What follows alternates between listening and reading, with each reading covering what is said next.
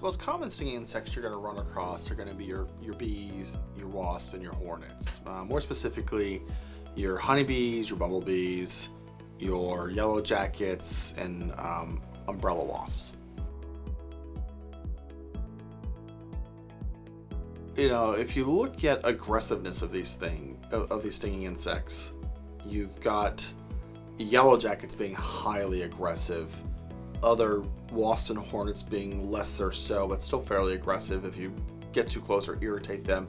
And then the bees, the honeybees, the bumblebees, the minor bees, those are much more docile.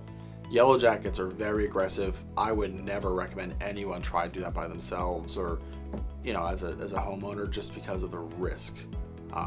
They have a very strong response, and you don't get stung by one, you get stung by multiples. Bees can sting you once. Wasps and hornets, they can keep stinging you after they sting you once. So if one gets in your shirt, it can just keep going. So all types of stinging insects can be dangerous. They can be more so if people are allergic to them.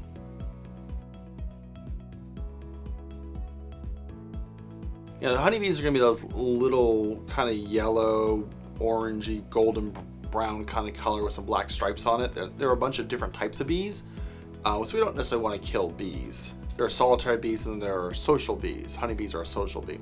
Bumblebees are those big, fluffy kind of dog-like bees. Kind of floats around, kind of very nonchalant, very, I'll say, friendly. Neither one of them want to bother us. They want to just do their thing, visit their clover, get their pollen, and move on with their day. So most of the time when people get stung by these, by bees in particular, it's when they step on one or if they're disturbing a nest. And for the rest of the time, they just do their thing and have fun. So I usually say that bumblebees and carpenter bees look very similar, but the bumblebee has a fuzzy butt and the carpenter bee has a shiny butt. So we want to protect honeybees kind of across the board. They're very, very important to our food supply and for the environment. Obviously, we want to make sure that we're taking precautions both as a professional pest management company, but also for educating the customer and what not to do. So you don't want to spray flowering plants in particular, with any type of insecticide. We don't want to truly kill the bees. In a lot of cases, we will actually work with beekeepers in order to remove said bees from a property to help keep that keep the bees active in the environment, to help everyone across the board. So the life cycle for a bee, they have a complete metamorphosis. So you've got egg, larva, pupa, adult. So there's social bees and then there are solitary bees. And we'll talk about social bees because those are the most common ones. So they will take care of their brood, raise them, and go out and continue the nests. For like wasps and stuff, what typically happens after they go through their life cycle is they'll continue with a colony. So what typically happens for building a nest is there's going to be a queen, and I'll pick on wasp in this situation. You take the wasp queen, it overwinters from the previous year, so it's under bark, under siding, something like that to protect itself through the winter months. It emerges early spring. It then starts looking for some type of wooden thing in order to gnaw off some of that wood to start its nest. So in my case, it'll be my kid's playground or my front porch swing.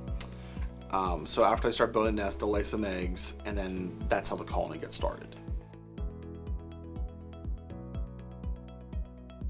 So you can't prevent bees and wasps. Like any free-flying insect, they kind of go where they please. What you can do is reduce the likelihood of them coming to your property. If you start noticing them early, when the queens are emerging, early spring, if you see them starting to build a nest, that's when you resolve the issue. You don't wait until there's a bigger nest, you take care of it when it's small. The less exposed wood you have, the better, particularly for wasps, because they'll come and gnaw off a little bit of that in order to build their nests. But the other thing is just don't have flowering plants in or near your yard. But they're still going to fly what they're going to want to fly. Some DIY situations can work in forms of like a aerosol to kill some or something to spray on the nest.